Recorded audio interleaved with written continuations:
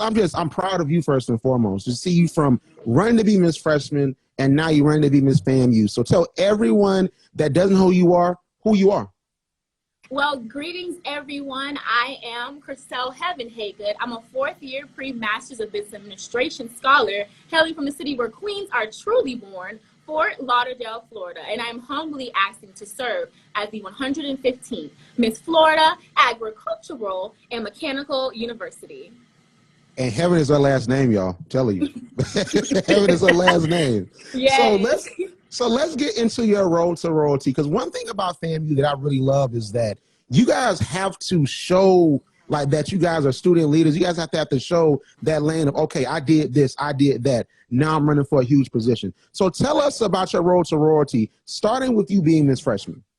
Yes, so when I came to FAMU, I just hit the ground running. I started with Miss Freshman, and that position just showed me a lot. It really just showcased everything that I did here at FAMU, just from recruiting students all over the nation, all the high school students. I'm still remembering the students still to this day, having the students under me, under my belt, under my direction, just leading them through college, through their high school lives. It just really helped me understand how to be a leader and how to really include everyone in their different culture at. FAMU is definitely a school where it incorporates diversity and inclusion, and students here just really showcase who they are and where they come from. And then I just wanted to be a part of something that was bigger than me. So I decided to just be Miss Freshman and vie for that, and FAMU chose me to be Miss Freshman. And then I just matriculated on, and I have a strong heart for pageantry. So I knew that I was going to do it again, but I didn't know in which facet. And I just fell in love with the Bayview chapter of Alpha Phi Alpha Fraternity Incorporated. And I decided to do their pageant. And as Miss Gold, we did a lot of community service outreach, from going to cleaning up streets, to going to resting homes, to sing to the elder generation. It definitely touched my heart because I have a heart for service and a heart for change. Coming from where I come from, a low-income family, I needed to serve. I needed to give back some way, somehow, as a college student. And honestly, it's very hard for us to give back because our funds are low as an HBCU. The FAMU strategic plan, if anyone wants to read it, it's on the website, has an accolade of things that they're doing to fundraise and crowdfund for funding for students here. And FAMU chose me when I was in high school, just a young lad just trying to get somewhere and be somebody. I didn't have the best grades or anything, and FAMU just chose me. So I knew that I had a purpose here. So just getting those positions really helped me really understand that not only do I have a purpose here, but God put me here for a reason, and I need to serve my purpose.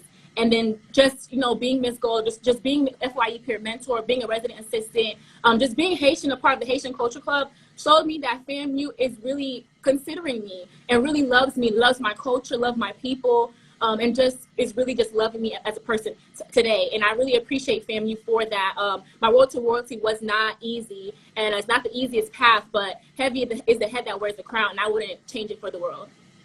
Heavy is the head that wears the crown. Like that. First, that's powerful right there. Listen, listen. We got to book you to do some motivational speaking. What's going on? You can motivate so many people, man. First and foremost, but also I think it's so powerful because you're from Broward County, so you're from Florida. So tell us about just your upbringing and how that relates to your leadership at FAMU. Because one thing I see from you is that you have a passion in you. And I think that passion can't just be grown as, oh, I just wake up and have it. I think that passion comes from a journey. So tell us about that.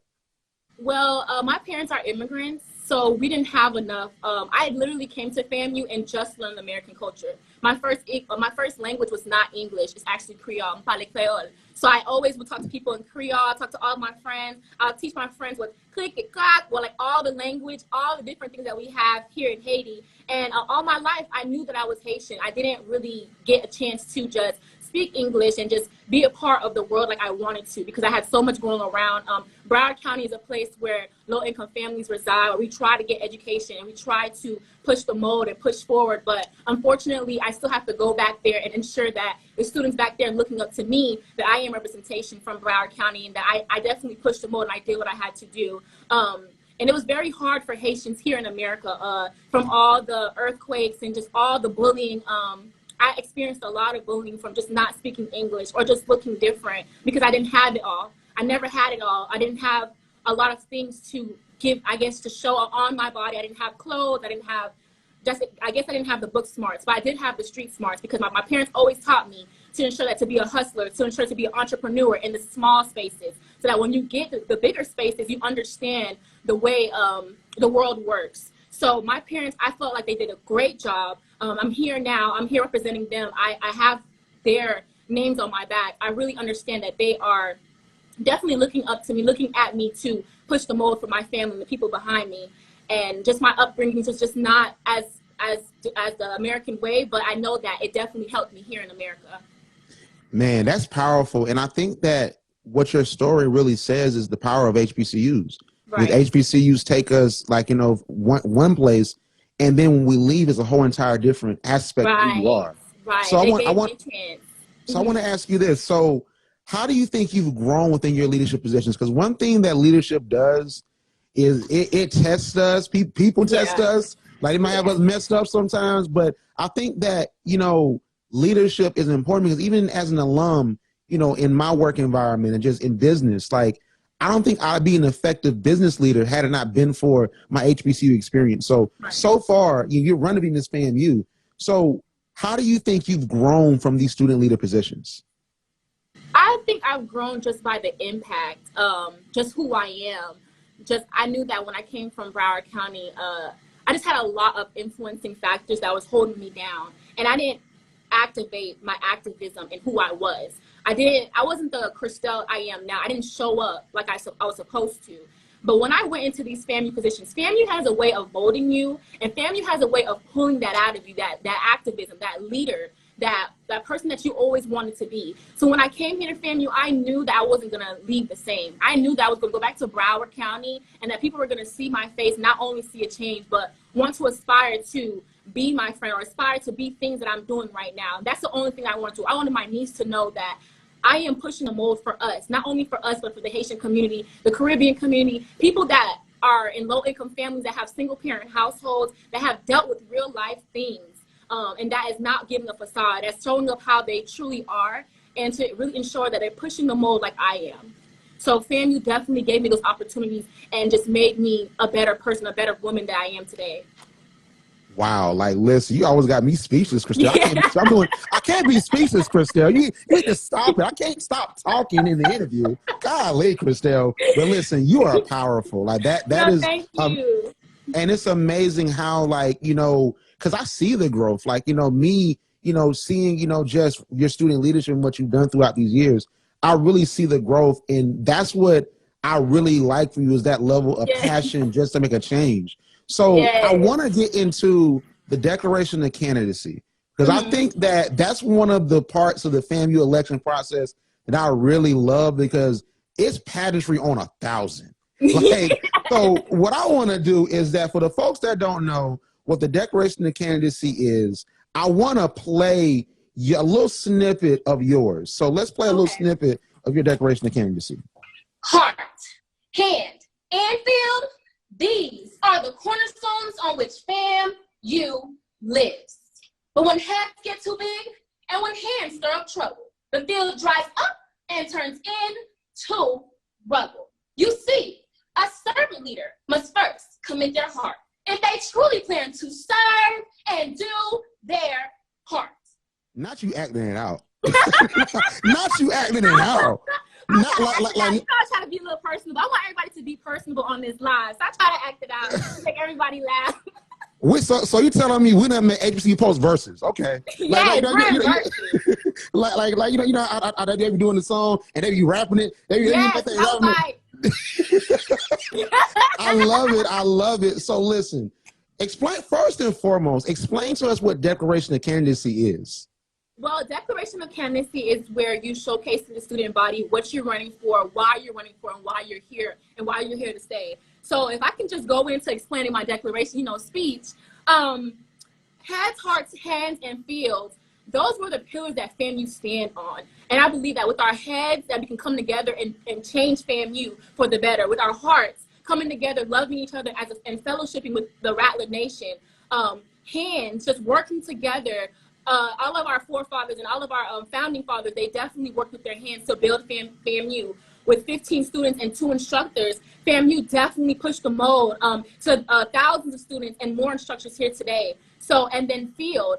field for me was, I know that, you know, President Larry Robinson, he always talks about the charging linebackers. And if you really use that as like a metaphor, charging linebackers, they're always pushing the mold. They're always saying Rattlers are breaking the chains, because we are always breaking the chains anywhere and everywhere. We're always pushing the mold here in America and here globally. So I use that in the beginning because I wanted people to know that this is the pillars that FAMU stand on. And I'm going to push the mold and push that forward in the same pillars. I'm not changing FAMU. I'm merely just putting FAMU in a newer light here for this society we have today, for the 21st century. I'm making sure FAMU is volatile in this market that we have today. And I'm making sure that FAMU is present and here to stay. And I think that's interesting because what I hear a lot from you is change. Yeah. And I think that that's important because saying that you want to change something doesn't mean that something's wrong. It's just that you're going to bring a different energy to it. So I think that, you know, that is powerful. And I want to ask you this before I get to Kayla, because I want for the FAMU alum to ask you the questions, because she gonna know what to ask. Okay, because listen, I'm just a visitor. I got my hoodie on. I'm just a visitor today. But we have Kayla ask you the questions. But I want to ask you this. So let's talk about that public speaking element. So tell us about your preparation for that speech, because you killed it. So how long did it take you to prepare for Declaration of Candidacy?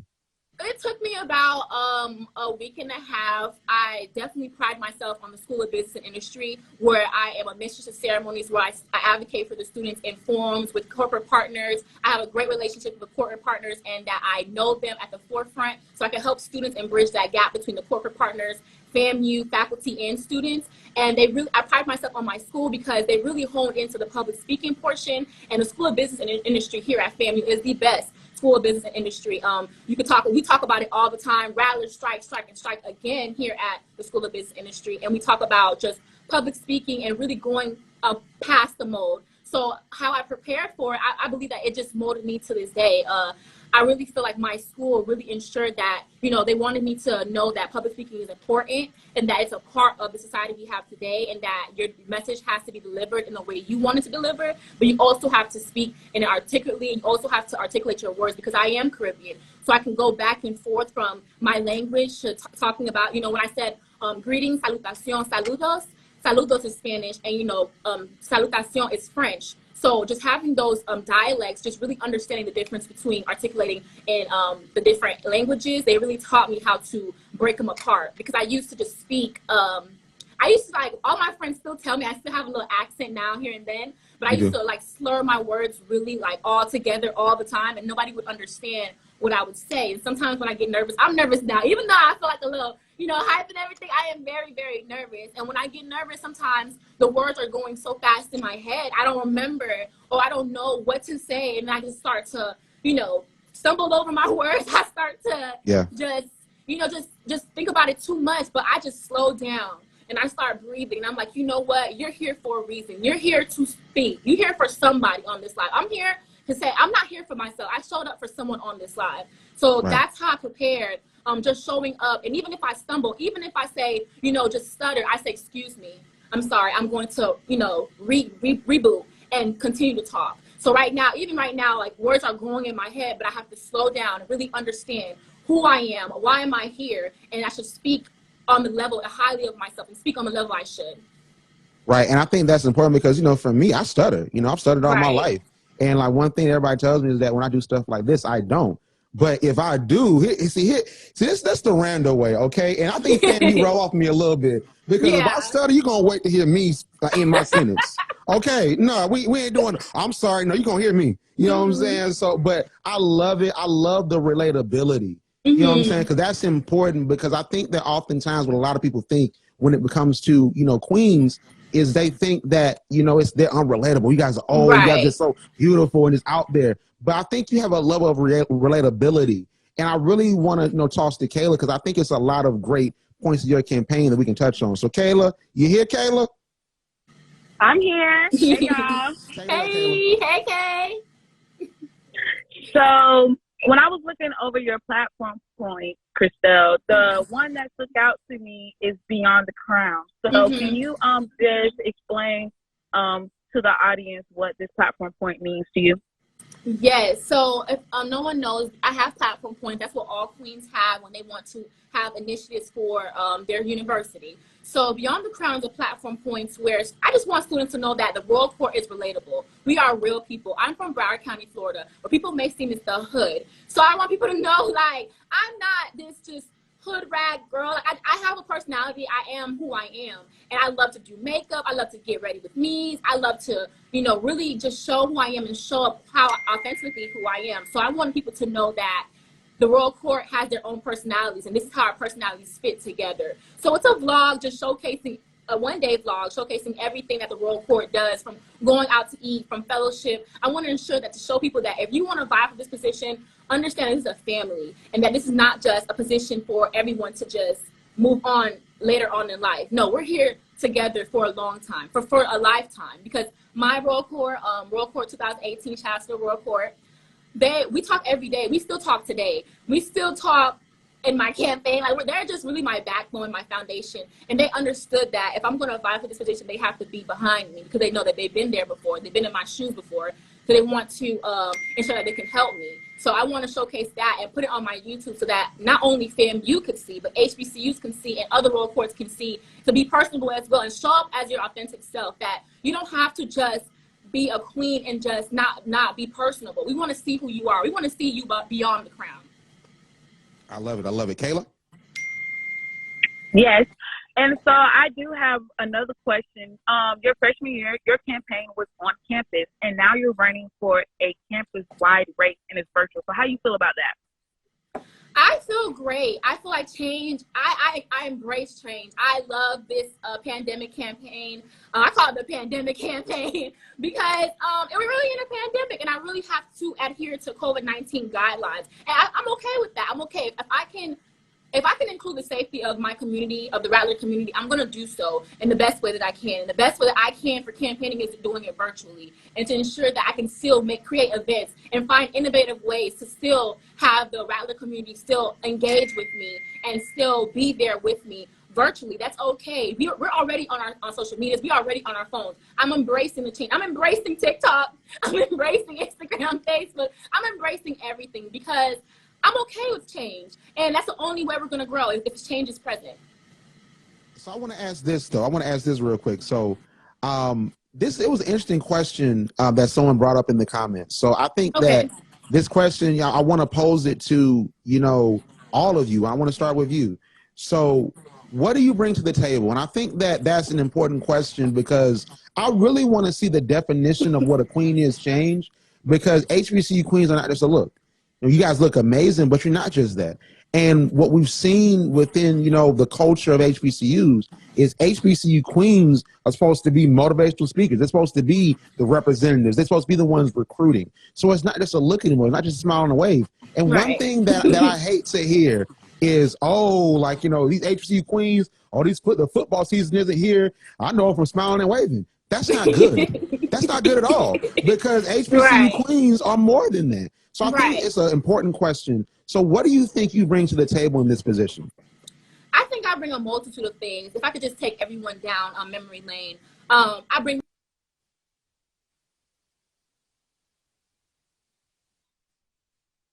being Haitian American, just being born here, but still not being American. I really understand the difference between just being American and being a Caribbean student at HBCU, or being of the difference at HBCUs. And I want people to know that I am personable. I bring to the table personality, that I am funny as well. I love TikToks. I can be relatable to students, to children. It's okay to just be funny, goofy as a Miss FAMU, or goofy as also bring to the table just my entrepreneurship. I'm an entrepreneur. I'm a strong advocate of entrepreneurship. And that realm that I just stepped into when I started my businesses, a fitness business, that just educates women on your body positivity, your body type, who you are. I ensure that people can make money and monetize their social media accounts. And I remember talking to you one day about monetizing the Miss FAMU position, because I believe Queens, this is a job. Not only is it a great job, it's a service job. And the Miss America, the Miss Universe, they endorse these women and they ensure that they are taken care of. So I want to bring a different personality to the table, that we can partner with L'Oreal, Walmart, Target, and give the students what they need through partnerships and influencer packages or something of that sort. Bringing my own culture ads to the table. Just those knowledge from being an entrepreneur. I want to ensure that students understand credit, understand leverages when you have credit, understanding loans and unsubsidized and subsidized loans, things of that sort. Bringing that to the table, because that's important. Just financial literacy. That is very important. Just after college, people need to know that you have to be financially literate, because at post-graduation, you're on your own. You don't have the school to remind you what loans you have, or you don't have the university to remind you what your credit score, whatever it is. You need to know how to be self-sufficient. And I feel like I bring that to the table as well. Coming up, showing who I am as an individual. I am self-sufficient. Like I said, my family doesn't come from a lot. So ever since I remember, I've always done things on my own. I've been very independent. Coming from a single parent household, watching my mom do it and coming from the mud, I knew that I had to do more for her. So I am literally standing on my mother's shoulders right now, ensuring that she is getting the things that she needs. So just having that responsibility, I understand responsibility. I understand time managing. I understand all of these things to teach. Because my one thing here is, when you're a queen, your job is to teach. Your job is to influence other people to ensure that they're doing the right things as well. So you want to be that mold. You want to be that influencer to encourage everyone and to be that light so that everyone can see. So I bring that to the table, my light that God has ordained me to have. Everyone has their own light. Everyone has their culture ad. But what I bring to the table is Christelle Haygood, and how all my culture ads just add up to the Miss FAMU position. Listen, that's powerful. But I'm going to tell you this, though. Like, you popping because your phone keep ringing. It's ringing off the hook. No, my mother. She's watching. I'm sorry, everybody. It's my phone. She's watching. I thought your camp people were like, listen, you gotta go. We got an event in a minute. I was like, oh man, we gotta go and get this out of the way.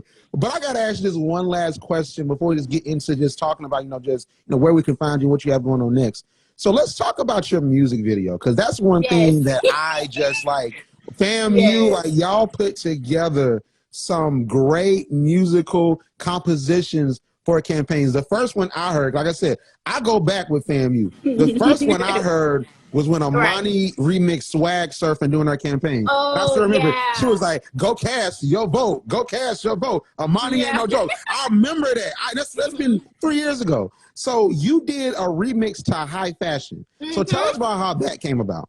Because I want everyone to know I'm a part of Faceless Modeling Troupe, the real modeling troupe, where every day is a runway. And I wanted to tell people that incorporate everything. So I dance. I was a dancer. I used to dance in high school. I used to do majorette. And I used to do all three, from flag, baton to dancing. And I really love that. And I am revisiting dancing. That makes me happy. It's a part of my self-care routine. And I just wanted to show FAMU that I am fun. Not only am I going to be your Miss FAMU or going to vie for your Miss FAMU, I want to show you that I have other sides of me as well. We can go to a dance class, or we can go work out as well. I want to be that well-rounded Miss FAMU that people could look up to and say, hey, if I can do painting, if I paint, or hey, if I'm a poet, or if I am an author and write books, I can be Miss FAMU, because Christelle is all of these other things, and she's Miss FAMU. So that's the reason why I just want people to know that I'm just multiverse and I can do a lot of other things. So my video was just showcasing that, yes, I'm fun, I'm from Broward County, but I'm here to stay, and I want to be present in your presence to show you that I can showcase many talents. I love it. I love it. So let's end off like this before we get to anything else. Right. So clearly, people are listening. They're asking questions, because FAMU, this expectation that you got to live up to.